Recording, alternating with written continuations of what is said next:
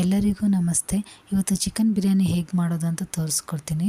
ನಾನು ಇಲ್ಲಿ 1/2 kilo chicken ತೊಗೊಂಡಿದ್ದೀನಿ. ಇದನ್ನು ಉಪ್ಪು ಮತ್ತು ಅರಿಶಿಣ ಹಾಕ್ಬಿಟ್ಟು ಚೆನ್ನಾಗಿ ವಾಶ್ ಮಾಡಿ ಇಟ್ಕೊಂಡಿದ್ದೀನಿ.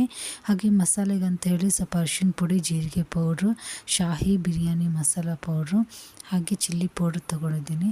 ತೇಜು ಅವ್ರದ್ದು ಜಿಂಜರ್ ಗಾರ್ಲಿಕ್ ಪೇಸ್ಟ್ ತೊಗೊಂಡಿದ್ದೀನಿ. 2 ಮೀಡಿಯಮ್ ಸೈಜಲ್ಲಿ ಆನಿಯನ್ ಕಟ್ ಮಾಡಿ ಇಟ್ಕೊಂಡಿದ್ದೀನಿ. ಹಾಗೆ 2 ಮೀಡಿಯಮ್ ಸೈಜ್ ಟೊಮೆಟೊನ ಕಟ್ ಮಾಡಿ ಇಟ್ಕೊಂಡಿದ್ದೀನಿ. ಮಿಕ್ಸಿ ಜಾರಿಗೆ ಸ್ವಲ್ಪ ಕೊತ್ತಂಬರಿ ಸೊಪ್ಪು, ಪುದೀನ ಸೊಪ್ಪು, ಹಾಗೆ 4 ಹಸಿಮೆಣಸಿಕಾಯಿನ ಹಾಕ್ಬಿಟ್ಟು ರುಬ್ಬಿಟ್ಟು ಇಟ್ಕೊಬೇಕು. ನಾನಿಲ್ಲಿ ಬಿರಿಯಾನಿ ಮಾಡೋಕ್ಕೆ ಕುಕ್ಕರ್ನ ತೊಗೊಂಡಿದ್ದೀನಿ. ಕುಕ್ಕರ್ಗೆ ಸ್ವಲ್ಪ ಎಣ್ಣೆ ಹಾಕಿ, ಎಣ್ಣೆ ಚೆನ್ನಾಗಿ ಕಾದ ನಂತರ ಈರುಳ್ಳಿನ ಸ್ಲೈಸ್ ಮಾಡಿ ಕಟ್ ಮಾಡಿಕೊಂಡಿದ್ದನ್ನು ಹಾಕ್ಕೊಂಡು ಚೆನ್ನಾಗಿ ಫ್ರೈ ಮಾಡ್ಕೊಬೇಕು. ಈರುಳ್ಳಿ ಎಷ್ಟು ಚೆನ್ನಾಗಿ ಫ್ರೈ ಆಗುತ್ತೋ ಅಷ್ಟು ಚೆನ್ನಾಗಿ ಟೇಸ್ಟ್ ಕೊಡುತ್ತೆ. ಈರುಳ್ಳಿ ಚೆನ್ನಾಗಿ ಫ್ರೈ ಆಗ್ತಾ ಇದೆ ಅಂತ ಅಂದ ತಕ್ಷಣ ಅದಕ್ಕೆ ಜಿಂಜರ್ ಗಾರ್ಲಿಕ್ ಪೇಸ್ಟ್ನ ಆ್ಯಡ್ ಮಾಡ್ಕೊಬೇಕು. ಜಿಂಜರ್ ಗಾರ್ಲಿಕ್ ಪೇಸ್ಟ್ನ ಹಸಿ ವಾಸನೆ ಹೋಗೋ ತನಕ ಚೆನ್ನಾಗಿ ಫ್ರೈ ಮಾಡಬೇಕು. ನನಗೆ ಇತ್ತೀಚೆಗೆ ವೀಡಿಯೋಸ್ನ ಅಪ್ಡೇಟ್ ಮಾಡೋಕ್ಕಾಗಿಲ್ಲ, ಯಾಕಂದರೆ ಈವ್ನಿಂಗ್ ಟೈಮಲ್ಲಿ ಟ್ಯೂಷನ್ಸ್ ತೊಗೊತಾ ಇದ್ದೀನಿ. ಹಾಗಾಗಿ ನನಗೆ ಟೈಮ್ ಸಿಗ್ತಾ ಇರಲಿಲ್ಲ. ಆದಷ್ಟು ಟ್ರೈ ಮಾಡ್ತೀನಿ ಬೇಗ ವೀಡಿಯೋಸ್ನ ಅಪ್ಲೋಡ್ ಮಾಡೋಕ್ಕೆ.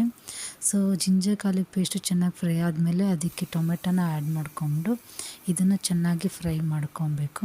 ನಾವು ಯಾವುದೇ ಐಟಮ್ನ ಬಿರಿಯಾನಿ ಹಾಕ್ತಾಯಿದ್ದೀವಿ ಅಂದರೆ ಗಡಿಬಿಡಿಯಾಗಿ ಮಾಡ್ಕೊಬಾರ್ದು.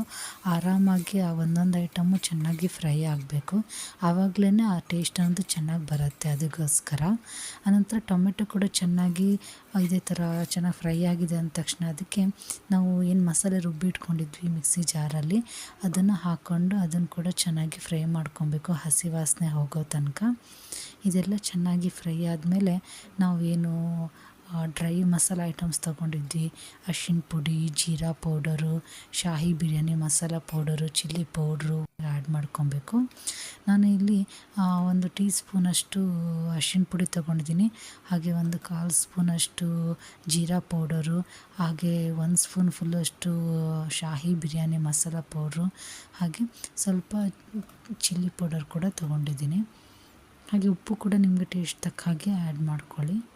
ಹಾಗೆ ಇದೆಲ್ಲ ಚೆನ್ನಾಗಿ ಮಿಕ್ಸ್ ಮಾಡಿಬಿಟ್ಟು ಸ್ವಲ್ಪ ಹೊತ್ತು ಬಾಯ್ಲ್ ಆಗೋಕ್ಕೆ ಬಿಡಬೇಕು. ನನ್ನ ಹಸ್ಬೆಂಡ್ ಟ್ಯೂಷನೆಲ್ಲ ತೊಗೊಳೋದು ಬೇಡ ಅಂತ ತುಂಬಾ ಹೇಳಿದ್ರು. ಬಟ್ ನಾನೇ ಅವ್ರ ಮಾತು ಕೇಳದೆ ಟ್ಯೂಷನ್ ಮಾಡಲೇಬೇಕಂತ ಹಠ ಕಟ್ಟಿ ಮಾಡ್ತಾಯಿದ್ದೀನಿ.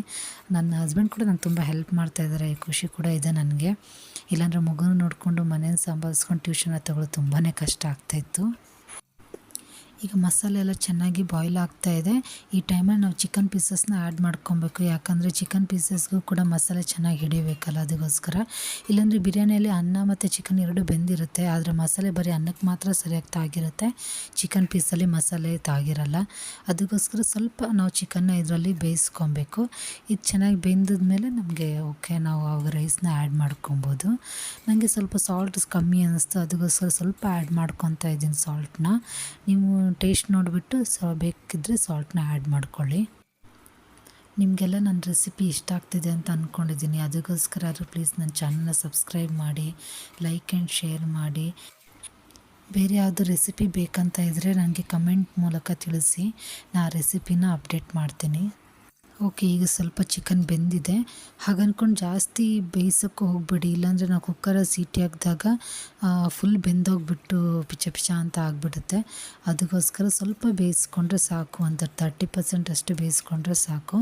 ಆನಂತರ ಇದಕ್ಕೆ ನಾನು 1 ಗ್ಲಾಸ್ ಅಕ್ಕಿ ತೊಗೊಂಡಿದ್ದೀನಿ, ಅಂದರೆ 2 ಗ್ಲಾಸ್ ನೀರು. ಸೊ 2 ಗ್ಲಾಸ್ ನೀರನ್ನು ಆ್ಯಡ್ ಮಾಡಿಕೊಂಡು ಹಾಗೆ ಅಕ್ಕಿನ ಹಾಕ್ಕೊಂಡಿದ್ದೀನಿ. ಇನ್ನು ಇದು ಚೆನ್ನಾಗಿ ಬಾಯ್ಲ್ ಬಂದಿದೆ. ಸೊ ಈಗ ಲಿಡ್ನ ಕ್ಲೋಸ್ ಮಾಡ್ತಾಯಿದ್ದೀನಿ. ನಾನು ಇದರಲ್ಲಿ 2 ವಿಸಿಲ್ ಹಾಕಿಸ್ತೀನಿ. ತುಂಬ ಟೈಮಿಂದ ಅಂದ್ಕೊತಾ ಇದ್ದೆ ಈ ರೆಸಿಪಿನ ಅಪ್ಡೇಟ್ ಮಾಡಬೇಕು ಅಂತ, ಬಟ್ ಟೈಮೇ ಸಿಗ್ತಾ ಇರಲಿಲ್ಲ. ಯಾಕಂದರೆ ಮಾರ್ನಿಂಗಲ್ಲಿ ಮನೆ ಕೆಲಸ ಮಾಡ್ಕೊತಾ ಇದ್ದೆ, ಈವ್ನಿಂಗಲ್ಲಿ ಟ್ಯೂಷನ್ಸ್ ತೊಗೊತಾ ಇದ್ದೆ. ಬೇರೆ ಉಳಿದ ಟೈಮಲ್ಲೆಲ್ಲ ಪಾಪು ಎದ್ದಿರ್ತಾಯಿದ್ದ, ಸೊ ಹಠ ಮಾಡ್ತಾಯಿದ್ದ, ಮಾಡೋಕ್ಕಾಗ್ತಾ ಇರಲಿಲ್ಲ. ಸೊ ಇವತ್ತು ನಾನು ನಮ್ಮ ಯಜಮಾನ್ರು ಚಿಕ್ಕಮ್ಮವ್ರ ಮನೆಗೆ ಬಂದಿದ್ದೆ, ಕಾಂತ ಅಂತೇಳಿ ಅವ್ರ ಹೆಸರು.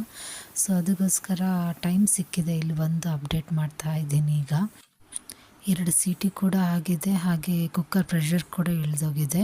ಸೊ ಈಗ ಲಿಡ್ನ ಓಪನ್ ಮಾಡಿ ನೋಡೋಣ ಬಿರಿಯಾನಿ ಹೇಗೆ ಬಂದಿದೆ ಅಂತ ಹೇಳಿ. ಬಿರಿಯಾನಿ ತುಂಬಾ ಚೆನ್ನಾಗಿ ಬಂದಿದೆ, ನೀವು ಕೂಡ ಟ್ರೈ ಮಾಡಿ.